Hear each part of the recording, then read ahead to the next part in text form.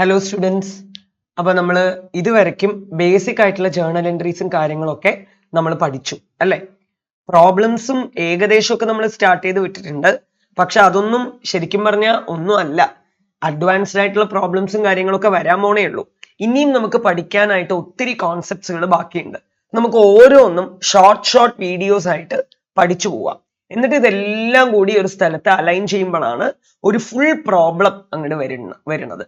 കേട്ടല്ലോ. അപ്പൊ ഞാൻ നിങ്ങളുടെ സിലബസ് പ്രകാരം തന്നെ നമുക്ക് ടോപ്പിക് വൈസ് തന്നെ പോവാനാണ് ഞാൻ ആഗ്രഹിക്കുന്നത്.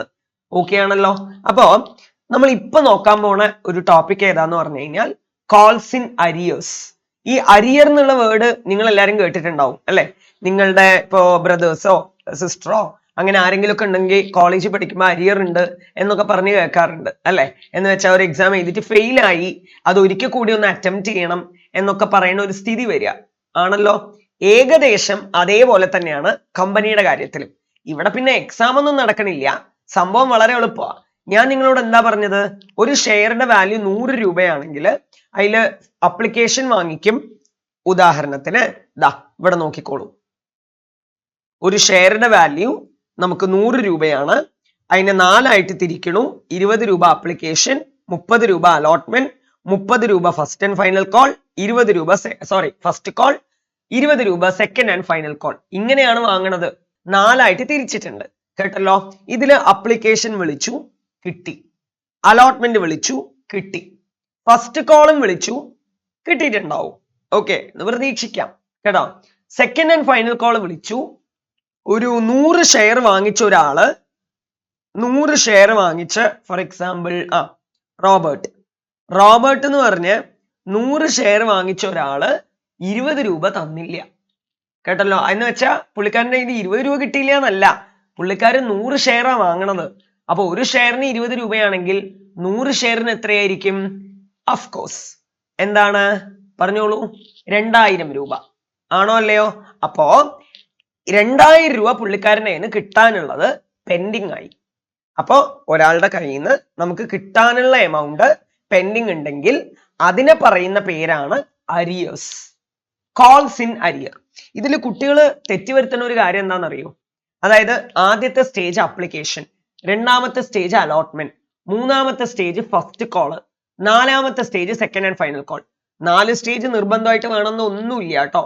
3 സ്റ്റേജും ആവാം, 5 സ്റ്റേജ് ആവാം, 6 സ്റ്റേജ് ആവാം, എത്ര വേണമെങ്കിൽ ആവാം. അത് ഓരോരോ കമ്പനിയുടെ ഇഷ്ടമാണ്. കേട്ടല്ലോ. അപ്പോ application, allotment, first call, second and final call. നമ്മുടെ ഉദാഹരണത്തിൽ 4 സ്റ്റേജ്. കേട്ടല്ലോ. കോൾസ് ഇൻ അരിയേഴ്സ് എന്നാണ് പേര്. അപ്പോ കുട്ടികൾ എന്താ തെറ്റിദ്ധരിക്കുകയെന്ന് അറിയോ?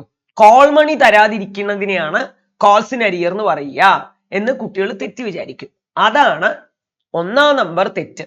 അതേ അല്ല സംഭവം. നിങ്ങൾ അലോട്ട്മെന്റ് മണി തന്നില്ലെങ്കിലും കോൾസ് ഇൻ അരിയറിനെ പറയുള്ളൂ. ഫസ്റ്റ് കോൾ തന്നിട്ടില്ലെങ്കിലും കോൾസ് ഇൻ അരിയറിനെ പറയുള്ളൂ. സെക്കൻഡ് ആൻഡ് ഫൈനൽ കോൾ തന്നിട്ടില്ലെങ്കിലും കോൾസ് ഇൻ അരിയറിനെ പറയുള്ളൂ. അപ്ലിക്കേഷൻ തന്നിട്ടില്ലെങ്കിലോ? അപ്ലിക്കേഷൻ തരാതിരിക്കൂ? ആദ്യം തന്നെ അയാൾ അപ്ലിക്കേഷൻ അല്ലേ തരിക. ആരും അപ്ലിക്കേഷനെ ഫെയിൽ ആവില്ല. എല്ലാരും അപ്ലിക്കേഷൻ മണി എന്തായാലും തരും. തരാതിരിക്കണമെങ്കിൽ എന്തുകൊണ്ടേ തരാതിരിക്കുള്ളൂ? അലോട്ട്മെന്റ് തരാതിരിക്കാം, ഫസ്റ്റ് കോൾ തരാതിരിക്കാം, സെക്കൻഡ് ആൻഡ് ഫൈനൽ കോൾ തരാതിരിക്കാം. അപ്ലിക്കേഷൻ മണി ഒരിക്കലും ഒരാള് ഫെയിൽ വരുത്തില്ല. അത് മൈൻഡിൽ രജിസ്റ്റർ ചെയ്ത് വെക്കുക. കേട്ടല്ലോ. അപ്പൊ അത്രയേ ഉള്ളൂ. അപ്പൊ എന്താണ് കോൾസ് ഇൻ അരിയർ എന്ന് പറയുമ്പോ? അപ്ലിക്കേഷൻ മണി കിട്ടിയിട്ടുണ്ടാവും, ഒന്നില്ലെങ്കിൽ അലോട്ട്മെന്റ് മണി കിട്ടിയിട്ടുണ്ടാവില്ല, അല്ലെങ്കിൽ ഫസ്റ്റ് കോൾ കിട്ടിയിട്ടുണ്ടാവില്ല, അല്ലെങ്കിൽ സെക്കൻഡ് ആൻഡ് ഫൈനൽ കോൾ കിട്ടിയിട്ടുണ്ടാവില്ല, അതോ അല്ലെങ്കിൽ ഇത് 3ഉം കിട്ടിയിട്ടുണ്ടാവില്ല. അപ്പൊ അതിനെയാണ് എന്ത് പറയുന്നത്? Calls in arrear. അപ്പോ നമുക്കൊരാളെ ക്യാപിറ്റൽ തരാനുണ്ട്, അത് തരണില്ല എന്ന് പറയുമ്പോ നമുക്കതൊരു നഷ്ടമല്ലേ? ഒരാളുടെ കയ്യിൽ നിന്ന് കിട്ടാനുള്ളതല്ലേ? അത് തരണില്ല എന്ന് പറയുമ്പോൾ ലോസ് അല്ലേ നമുക്കത്? അപ്പൊ ആ ലോസിനെ നമ്മൾ എന്ത് ചെയ്ത് കാണിക്കണം? ഡെബിറ്റ് ചെയ്തല്ലേ കാണിക്കേണ്ടത്.